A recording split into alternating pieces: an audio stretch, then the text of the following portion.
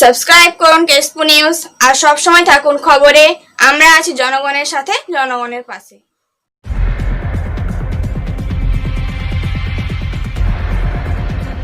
MLA শিউলি সাহা, আমরা শুনলাম তিনি তার বক্তব্যে বলে গেলেন যে আপনি যদি তৃণমূল কংগ্রেস দলে আসতে চান আপনাকে স্বাগত। তো আপনি কি বলবেন এই বিষয় নিয়ে? ওনারা তো অনেকদিন ধরেই এইসব কথাবার্তা বলছেন। আমিও বলবো শিউলি সাহা যদি বিজেপিতে আসেন, শিউলি সাহাকে স্বাগত। আমি তো একটা দল করি, সেইভাবেই আমরাও তো সবাইকেই বলবো যে বিজেপিতে আসুন। বিজেপিতে যদি শিউলি সাহা থেকে শুরু করে সবাই যদি আসেন, আমাদের স্বাগত। আমাদের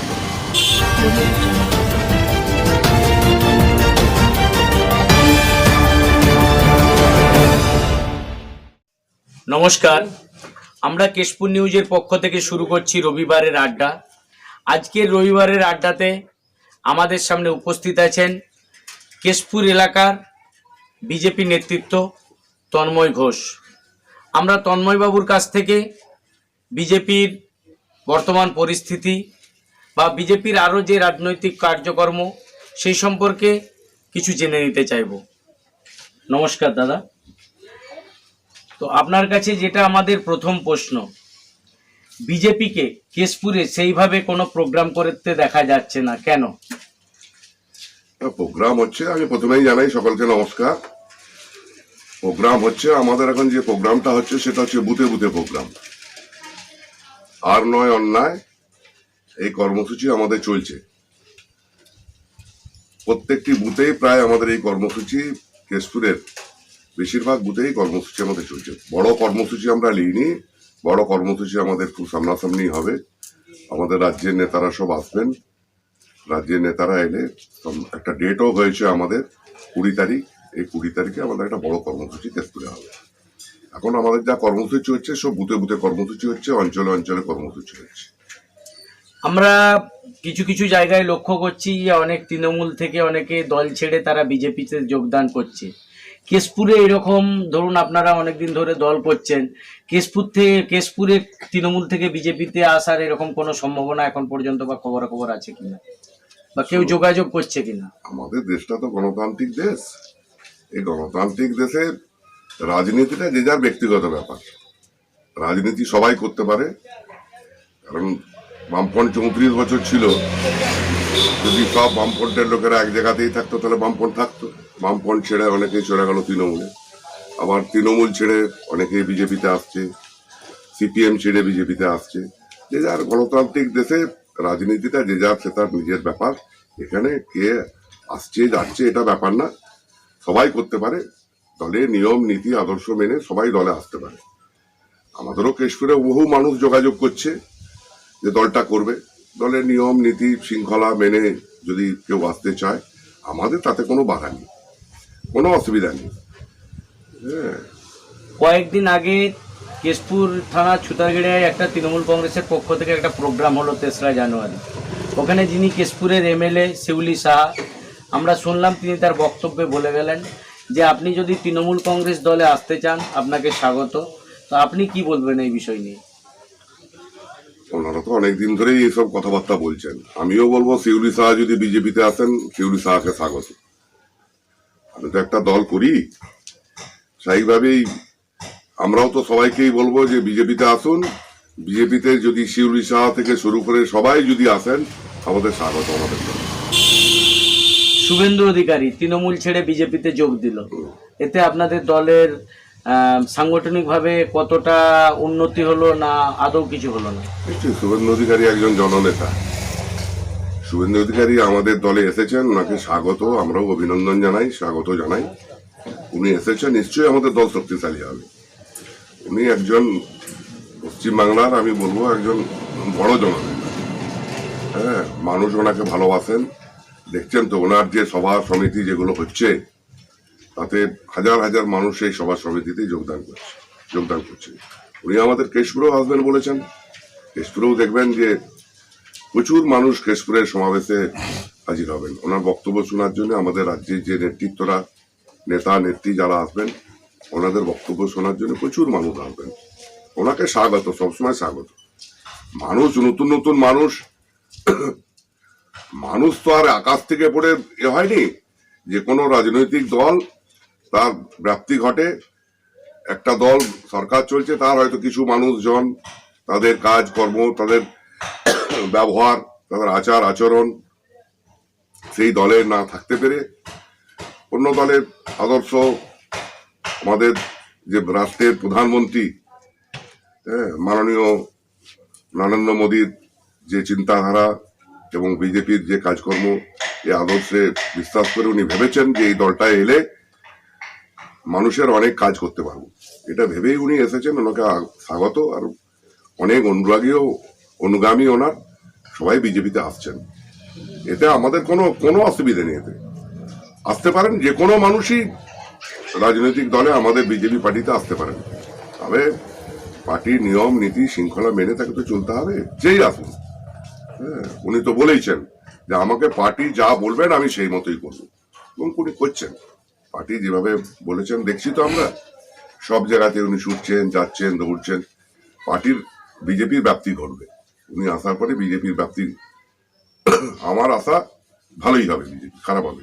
আমাদের এই নিয়ে কোনো ইগো নেই, আমাদের এই নিয়ে কোনো সমস্যাও নেই। কেশপুরের ক্ষেত্রে আমাদের এসব নিয়ে কোনো সমস্যা নেই, যে কোনো মানুষ আসতে পারে। তবে মানুষটাকে সৎ হতে হবে, নিষ্ঠাবান হতে হবে। সেই সব মানুষ এলে কোনো বাধা নেই, স্বাগত। এই তো আর কি। যারা পুরনো বিজেপি কর্মী, যারা অনেক দিন ধরে বিজেপি করে এবং যারা নতুন তৃণমূল ছেড়ে বা অন্যান্য দল ছেড়ে যারা বিজেপিতে আসছে, পুরনো বিজেপি কর্মী এবং নতুন বিজেপি কর্মীর মধ্যে বেশ কিছু জায়গায় আমরা লক্ষ্য করছি যে মনে হচ্ছে যেন দুটো দলে বিভক্ত হয়ে যাচ্ছে, এবং অনেক জায়গায় এমনকি নিজেদের মধ্যে গোষ্ঠীদ্বন্দ্বও দেখা যাচ্ছে। এই বিষয় নিয়ে কি বলবেন? দল যখন বাড়বে না, দলে বাড়লে কিছু সমস্যা হয়, যে কোনো রাজনৈতিক দলে। দল ছোট ছিল কোনো সমস্যা ছিল না, দল এখন বাড়ছে, প্রচুর মানুষ দলে আসছেন, সেই দল বাড়লে কিছু সমস্যা থাকবে, সে সমস্যার সমাধানও হয়ে যাবে। এটা নিয়ে গোষ্ঠীদ্বন্দ্বর কোনো ব্যাপার নয়। বিভিন্ন প্রশ্নে, যে কোনো প্রশ্নে কিছু মতানৈক্য থাকতে পারে, কিন্তু তার মানে গোষ্ঠীদ্বন্দ্ব করে গোলমাল টোলমাল এরকম ব্যাপারটা নয়। এসব নয়, সব মিটে যাবে, এসব সমস্যা সব কিচ্ছু থাকবে না, কিচ্ছু থাকবে না। মানুষ একটা জিনিস পরিষ্কার বুঝেছে যে তৃণমূলের নৈরাজ্য, অত্যাচার, সন্ত্রাস, এর বিরুদ্ধে বিজেপি একমাত্র পথ। এই বিজেপির পথ ধরেই আমরা এগিয়ে যে তৃণমূল নামক এই যে দলটা, তাকে পশ্চিমবাংলা থেকে হটাবো, এটা মানুষ একদম টোটালি সিদ্ধান্ত করে নিয়েছে। সেইভাবে এইসব থাকবে। দল বাড়লে, ব্যাপ্তি ঘটলে কিছু সমস্যা থাকবে, সমস্যা মিটেও যাবে, কোনো অসুবিধা হবে না এইসব নিয়ে। এই নতুন পুরনো এসব নিয়ে কোনো ব্যাপার না। আমাদের দলে সবাই নতুন, সবাই পুরনো। আমাদের রাজ্য সভাপতি মাননীয় দিলীপ ঘোষ বলে দিয়েছেন, দলে নতুন পুরনো বলে কোনো ব্যাপার না, দলে সবাই নতুন, সবাই পুরনো, সবকে একসাথে মিলেমিশে কাজকর্ম করতে হবে। উনি সেইভাবে আহ্বান জানিয়েছেন। নতুন পুরনো বলে কোনো সমস্যা এইসব যেমন না হয়, টুকিটাকি সমস্যাটা মিটে যাবে। বললাম তো আমি, ব্যাপ্তি ঘটলে মিটে যাবে। ব্যাপ্তি যেহেতু দলে হচ্ছে, বড় হচ্ছে দল, দিনকে দিন বড় হচ্ছে, প্রচুর মানুষ দলে আসছে, সেইভাবে কিছু সমস্যা তো থাকবেই, আর সেই সমস্যার সমাধানও হয়ে যাবে। এটা একটা, এই পার্টিতে দেখতেই পাচ্ছেন তো, অন্যান্য রাজ্যেও তো দেখছেন, প্রচুর মানুষ, দল ক্ষমতায় আছে, সেখানে কোনো সমস্যা নেই, সব কোনো ব্যাপার না। পশ্চিমবঙ্গের যিনি মুখ্যমন্ত্রী মমতা বন্দ্যোপাধ্যায়, তিনি যে দুয়ারে সরকার প্রোগ্রাম ঘোষণা করেছে, তাতে সাধারণ মানুষ যাচ্ছে, সাধারণ মানুষের কাছে সরকার পৌঁছে গেছে বলে তারা দাবি করছে, এবং তারা এটাও দাবি করছে যে 10 কোটি মানুষের জন্য তারা স্বাস্থ্যসাথী ঘোষণা করেছে। এছাড়াও আরও বিভিন্ন প্রকল্পের মাধ্যম দিয়ে তারা বলতে চাইছে যে 2021-এ তারা রেজাল্ট ভালো করবে এবং সাধারণ মানুষ তৃণমূলকেই সাপোর্ট করবেন। কি বলবেন আপনি? শুনুন, সব দলই তো চায় ক্ষমতায় আসার জন্য, কেউ কি আর ক্ষমতায় না থাকার জন্য চেষ্টা করে? নিশ্চয়ই তৃণমূল চেষ্টা করবে। তবে দুয়ারে সরকার টরকার এগুলো মানুষ একটা জিনিস বুঝে নিয়েছে যে 10 বছর সরকার চালাবার পর ঠিক ভোটের 3 মাস আগে এই দুয়ারে সরকার, বাইরের সরকার, এইসব কথাবার্তা মানুষ, এটা পুরো এটা ফেক, এটা খুব পরিষ্কার করে পশ্চিমবাংলার মানুষ ভালো করে বুঝে নিয়েছে। এগুলো মিডিয়ার প্রচার। এই এত মানুষকে স্বাস্থ্যসাথীর কাছে বলুন, আমাদের পশ্চিমবাংলাতে স্বাস্থ্য সংক্রান্ত ব্যাপার নিয়ে কত টাকা বাজেট হয়? 8,500 কোথায় 45,000 কোটি টাকা বাজেট হয়। যদি স্বাস্থ্যসাথী কার্ড 10 লক্ষ লোক স্বাস্থ্যসাথীর কার্ড করে, 10 যদি- কোটি 10 কোটি লোক যদি স্বাস্থ্যসাথীর কার্ড দেয়, আমি বলছি বছরে যদি 5 লক্ষ লোক এই স্বাস্থ্যসাথীর কার্ডে 2 লক্ষ টাকা করে পায়, তাহলে হিসাব করুন কত টাকা, তাহলে কোথা থেকে টাকা দিবে? এগুলো তো মানুষ একটা জিনিস তো, তাহলে হসপিটালগুলো চলবে কি করে? এই যে এত হসপিটাল পশ্চিমবাংলায়, একবারে ব্লক স্বাস্থ্যকেন্দ্র থেকে একবারে রাজ্যের যত বড় বড় স্বাস্থ্যকেন্দ্রগুলো আছে, এর ওষুধ কিনবে কি করে আর তার চিকিৎসা করাবে কি করে, কি হবে? তো পরিষ্কার মানুষ একটা জিনিস বুঝে নিয়েছে যে এগুলো সব ফেক নির্বাচনী চমক। এই নির্বাচনী চমক দেখে আর কিচ্ছু লাভ হবে না, এগুলো টোটালি নির্বাচনী চমক। এই এত কোটি লোক মুখ করছে, সমর্থন করছে, অমুক করছে, তমুক করছে, এসব কথা না। তাহলে তৃণমূলকে সন্ত্রাসের রাস্তা, গণতান্ত্রিক পদ্ধতিতে ভোট হোক পশ্চিমবাংলায়, তাহলে এই সন্ত্রাসের রাস্তা বেছে নিতে হচ্ছে কেন? দেখতে পাচ্ছেন তো পশ্চিমবাংলায় প্রতিদিন এখন বিজেপি পিকচারে, বিজেপি কর্মীদের উপরে প্রতিদিন আক্রমণ হচ্ছে কেন, মিটিং এ বাধা কেন, মিছিলে বাধা কেন? যদি এত মানুষ মমতা ব্যানার্জিকে সমর্থন করে, আবার তৃতীয়বারের জন্য যদি সরকার হয়, হ্যাঁ সরকার একবার হয়ে যাবে নিশ্চিত হয়ে গেছে, তাহলে বিজেপির মিটিং এ বাধা কেন, মিছিলে বাধা কেন, বিজেপি কর্মীদের আক্রমণ কেন?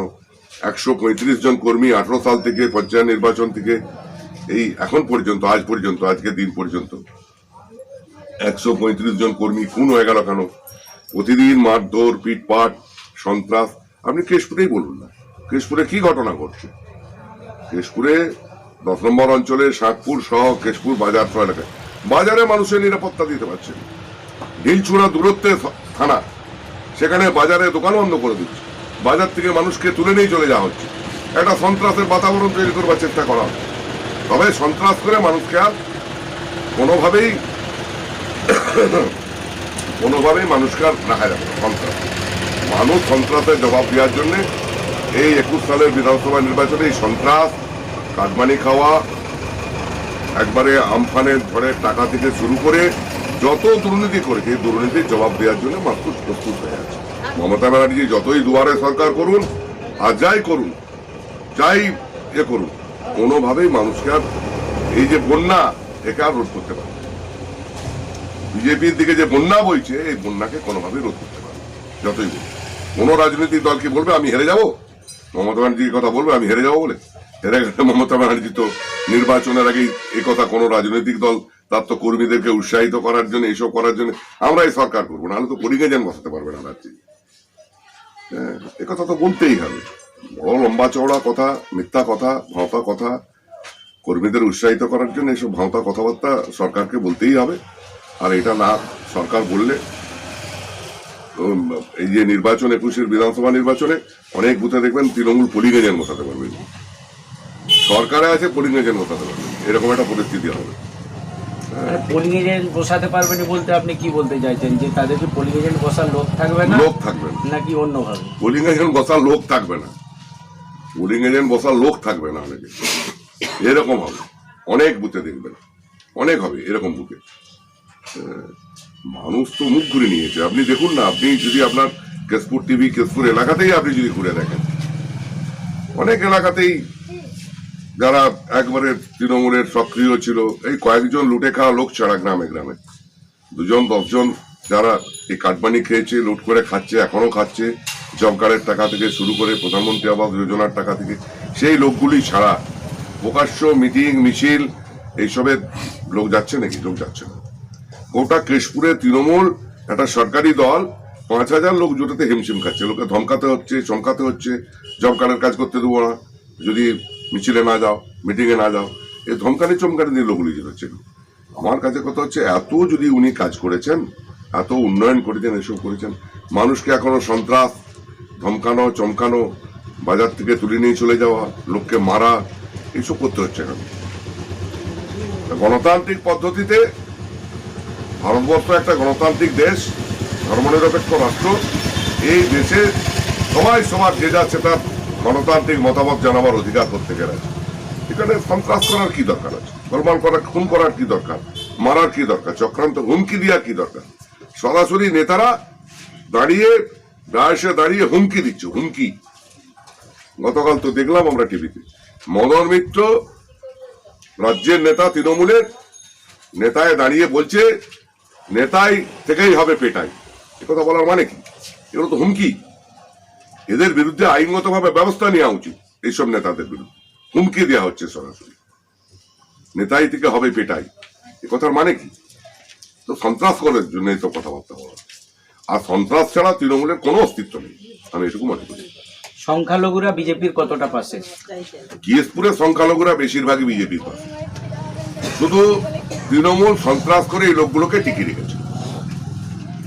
তৃণমূল গণতান্ত্রিক পদ্ধতিতে চলুক, আমি আপনাদের বলতে পারি দায়িত্ব নিয়ে, আমি তন্ময় ঘোষ, আমি দায়িত্ব নিয়ে বলতে পারি, সংখ্যালঘু মানুষ আমাদেরকে প্রচুর ভালোবাসে, শ্রদ্ধা করে, সম্মান করে।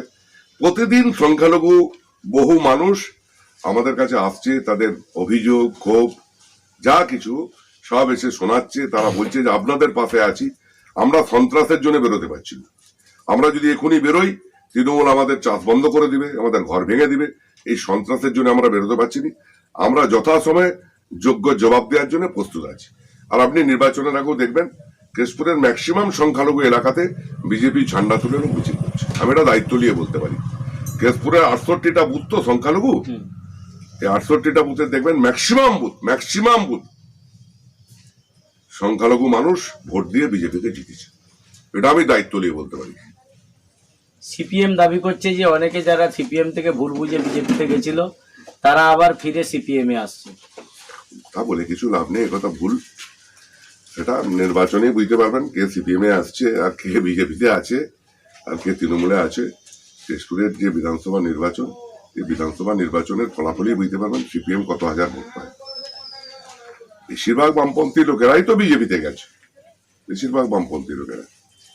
কেশপুরে তো বিজেপির সেরকম কিছু ব্যাপার ছিল নি, আপনারা জানেন। গত লোকসভা নির্বাচন থেকে বামপন্থী লোকেরাই ভাবলো যে বিজেপি আমাদেরকে অক্সিজেন যোগাবে, বিজেপি ছাড়া কোনোভাবেই সম্ভব নয়।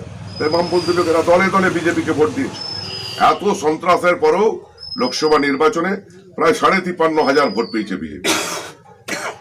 সেখানে সিপিএম, এখানে শক্ত ঘাঁটি ছিল সিপিএম এর কেশপুর। এই 11 সালের নির্বাচনের পরেও 16 সাল, 17 সাল, 18 সাল, 19 সালের মানুষ এসে বুঝেছে যে না, সিপিএম করে কিচ্ছু লাভ হবে না, যদি অক্সিজেন দিতে পারে বিজেপি দিতে পারবে। তাই মানুষ বিজেপিকে ভোট দিয়েছে। সিপিএম কত হাজার ভোট পেয়েছিল কেশপুরে লোকসভা নির্বাচনে? সিপিএম এর শক্ত ঘাঁটি বলে যেটা পরিচিত ছিল, কত হাজার ভোট পেয়েছে। এই জামানত বাজাতে হবে। আমি এটুকু বলতে পারি, সিপিএম যতই বলুক যে লোক ভুল বুঝে সব চলে আসছে আমাদের সঙ্গে, তার রাজনৈতিক দল থাকলে তার 2-10টা লোক একটা গ্রামে থাকবে। কেশপুরে 277টা বুথ, যদি 20টা করে ভোট পায় তাহলে হিসাব করে 20টা, 25টা, 30টা করে ভোট পাবে। তবে জামানত বাজেয়াপ্ত হবে। আমার এটা আত্মবিশ্বাস, জামানত বাজেয়াপ্ত হবে, কিচ্ছু না, এটা ঠিক কথা নয়। সর্বশেষ প্রশ্ন, 2021-এ কেশপুরের বিজেপির কেমন রেজাল্ট আশা করছেন? আমি তো আশা করছি যে কেশপুরে বিজেপির রেজাল্ট নিঃসন্দেহে ভালো হবে। যেটা 1977 সাল থেকে যা ঘটনা ঘটে আসছে কেশপুরে, যাদের সরকার হয় তাদের এমএলএ হয়নি কেশপুরে। এবারে আমরা একটা ইতিহাস তৈরি করতে চাই, যাদের সরকার হবে তাদেরই এমএলএ হবে, বিজেপির সরকার হবে বিজেপিরই এমএলএ হবে। হ্যাঁ, আমাদের কর্মীরা সেইভাবেই গোটা কেশপুরে সেই উৎসাহ উদ্দীপনা নিয়েই সবাই আছে, আত্মপত্যয় দৃঢ়তা নিয়ে সেইভাবেই সবাই কাজকর্ম করছে। কেশপুরে বিজেপির এমএলএ হবে, এটুকু আপনাকে আমি বলতে পারি। যতই তৃণমূল সন্ত্রাস করুক, যাই করুক তার মোকাবেলাও হবে, আর কেশপুরে বিজেপির এমএলএ হবে, এটা আমি আপনাকে বলতে পারি, খুব দৃঢ় দায়িত্ব নিয়ে কথা বলতে পারি। আপনাদের এখন পর্যন্ত মুখ্যমন্ত্রী হিসাবে সেরকম ভাবে কারোর নাম ঘোষণা হচ্ছে না, তো স্বরাষ্ট্রমন্ত্রী এসে বলে গেলেন যে ভূমিপুত্র মুখ্যমন্ত্রী হবেন। ভূমিপুত্র বলতে কি তিনি শুভেন্দু অধিকারীকে ইঙ্গিত করলেন নাকি অন্য কিছু? না, কথা বলা যাবে না।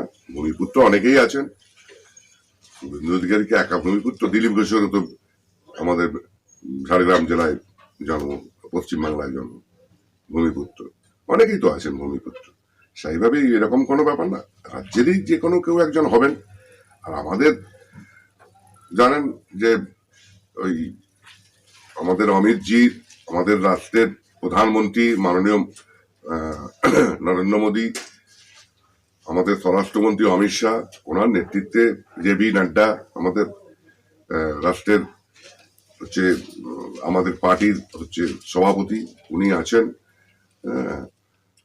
পার্টি ঠিক করবে। এখনই আমাদের ওই এটা নিয়ে আমাদের কোনো ব্যাপার নেই যে কে মুখ্যমন্ত্রী হবে এটা দেখে ভোট, এরকম ব্যাপারটা না। পার্টি, কেন্দ্র পার্টি, ওনারা যা ঠিক করবেন, যা ভাবনা চিন্তা করবেন। দেখেছেন তো উত্তরপ্রদেশে নির্বাচন হলো, কেউ কেউ ভাবছিল যে যোগী আদিত্যনাথ মুখ্যমন্ত্রী হবেন, কেউ ভাবেননি। পার্টি ঠিক করেছেন যাকে তিনি মুখ্যমন্ত্রী হবেন বলেছেন। উনিও তো এখানকার ভূমিপুত্র, উত্তরপ্রদেশে হয়েছেন, আরো অনেকেই আছেন। পার্টি যাকে নির্বাচনের পর পার্টি ক্ষমতা এলে ওনারা যা ঠিক করবেন সেই মতোই আমাদের হবে। রাজ্যের মুখ্য সভাপতি আছেন দিলীপ ঘোষ, মাননীয় দিলীপ ঘোষ। রাজ্য পার্টি, কেন্দ্র পার্টি সবাই মিলে যা ঠিক করবেন সেই মতোই ভাবনা হবে। এইসব নিয়ে আমাদের ওই কে মুখ্যমন্ত্রী হবেন সেই নিয়ে সমস্যা, অমুক তুমুক এইসব ব্যাপারটা না। আমরা ভারতীয় জনতা পার্টির সদস্য, আমরা পদ্মফুল চিহ্নে ভোট দেবো।